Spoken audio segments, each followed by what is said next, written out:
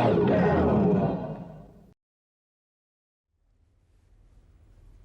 me when you're ready. Yeah, okay. Hold on now. Yeah. Get the word. Hold on. Okay, we're running. Okay. Okay. Hi, I'm David Bowie, and a little later on you can see an interview with me on Countdown, Europe's #1 rock show.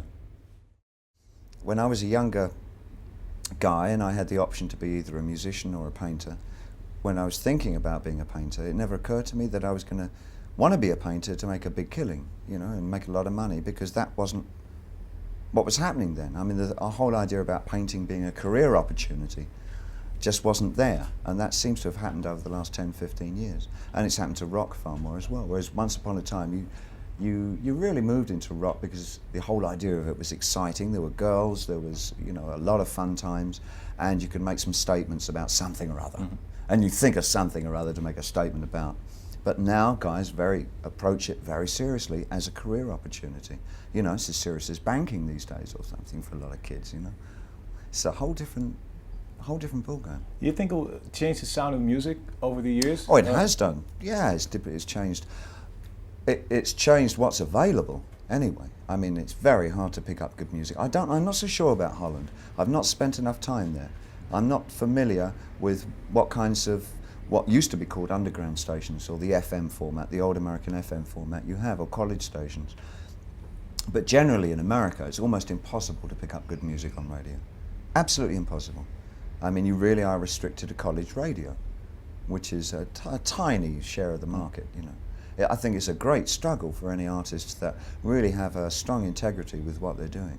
I think this is probably, even though we have more media, more access to media, more communications now, it's probably harder now to get good music played than it ever was in the 60s.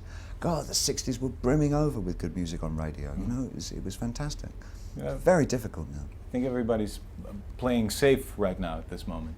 Radio stations are really playing safe. Absolutely, because it's big bucks out there now, you know, for making that right sound, you know. So when are you going to start your own independent record label? And it did come up, but you see, again, I'd love to, but it wouldn't. If I did that, I'd have to be, for something like that. We did investigate the idea of doing it because there were several acts that I wanted to really get involved in something like that.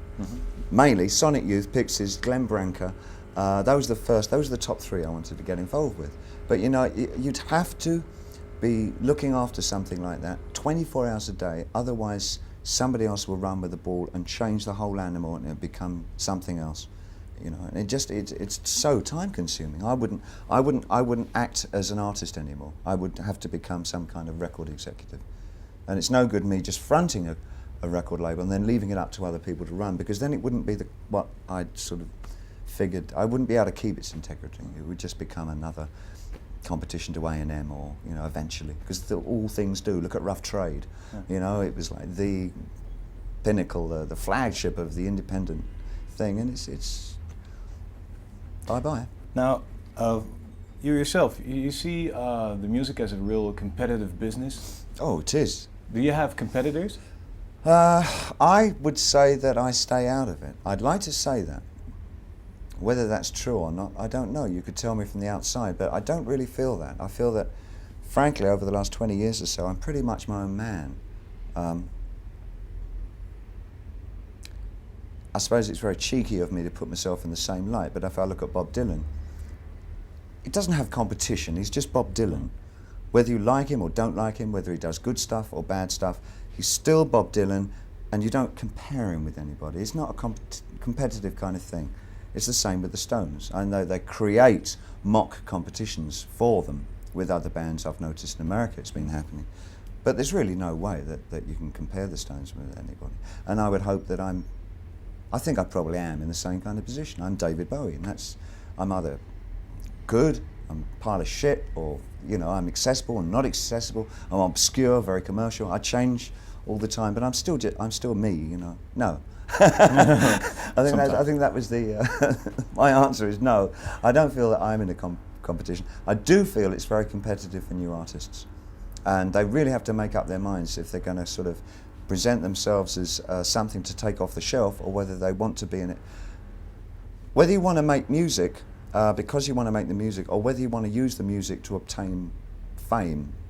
If you want to use it to become famous, then you'd just be shallow and it'll be superfluous, you know. But if you're doing it because you want to do the music and fame comes out of it, that's a whole different thing. Well, I mean, in a way, most artists want to do music, plus they really enjoy Good the 50-50. fame. Yeah. It's a good 50-50, but you get bands like, I mean, I don't know, but there's creations now, like the old late 50s, early 60s bands, like New Kids on the Block, say, the American band, where the music is there to create a vehicle for them. I mean, it's not, surely they can't be in love with that music that they play. You know, I mean, you can't comprehend that, oh, this is our life. Get out of here. You know, they're cute boys in tight jeans. I mean, it's about selling to that particular market, you know.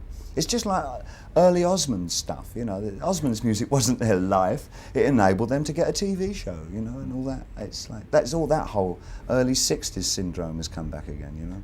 So how do you feel it being in the charts together with acts like that? As long as you're above them. I don't, oh God. As I say, with them, I'm not with them at all. I don't see it that way. I just don't see it that way, you know. Now, I'm going to give you a couple of song titles. Yeah. Could you give a short reaction on these song titles? I'll try. Good. Gene Genie. Detroit, very much my first impressions of seeing Iggy Pop in his home environment, which is a trailer van and a trailer park. And the way he used to dodge around during the night. And it was very much Iggy's song, that. Heroes. Heroes, again, well, I can't escape the fact that very much was Berlin for me at that period. I mean, the changes there, so substantial, so awe-inspiring. I get one, still very hard to take in that's happened it's in such a far. When I was living there was no doubt in anybody's minds that wall was going to be there for at least the next 50 years. There was no way that wall was going to change, you know? It was a joke, that would be down in 40. If I said that would be down in 14 years, forget it, it's got to be another 50 years, you know. It's incredible, absolutely extraordinary. There was one party there in 1970, it would have been, what year would that have been, 78? When was the anniversary of the wall, 68, 78? It must have been around 78, something like that. And there was a punk club, and they built, in the punk club, a replica of the wall, and it went right the way around the club. And at the stroke of midnight, all these mohawked punks dived into the cake and ate the wall. Isn't that great? Unbelievable thing. Little did they know, yeah, right, that they'd be eating it today. Speaking of walls, China Girl. China Girl, again, it was really Jim's song. I mean, the lyric for me, it was wonderful to cover one of Iggy's things and have it be so commercially acceptable, because Jim had never really been considered any kind of acceptable until China Girl, in terms of charts and all that. You know, it was great to have one of his pieces of music do so well.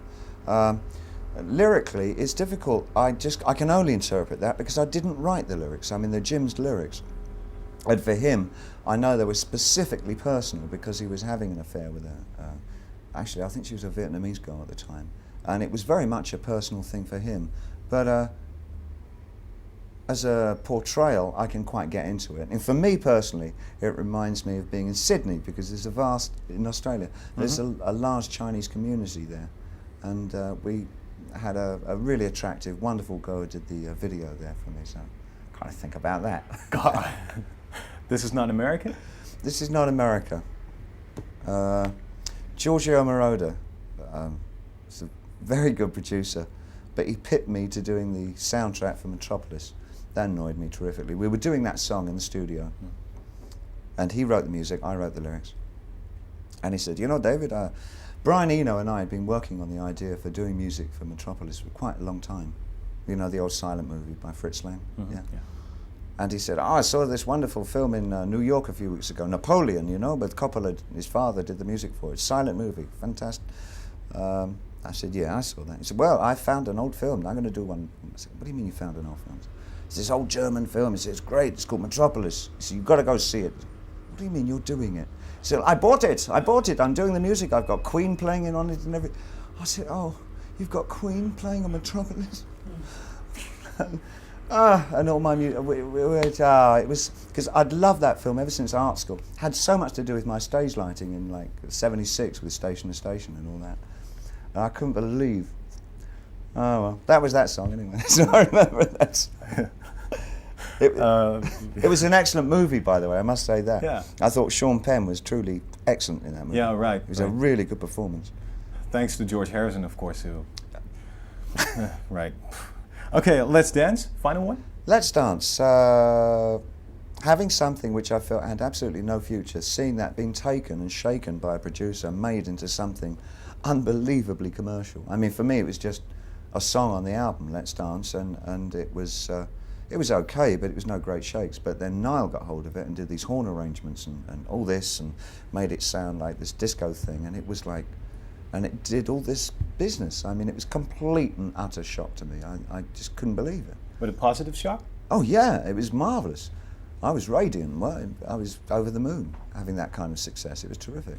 Because I've been up until 1983, I had the biggest cult audience in the world. I mean, it was just, I had an audience, and it was quite big, but it was a cult audience. I was never kind of over the, and that kind of made me mainstream or overground or whatever. And I've had problems with that ever since. They've been following you around. Right. Well, now the official final question. Can I say 25 years of music business? Yes. And all the interviews attached to that. What's the question we're dying to answer, but has never been asked? Oh, that's a horror. I can't even think of one. No, I can't think. No, you can't. No, this is too easy. You give me the problem. You have the problem. You ask a question that's never been asked before. No. Let me think about that. Yeah, Okay. you see. Well, let me attach it to So the we come video, back to which this is 10 coming up. minutes.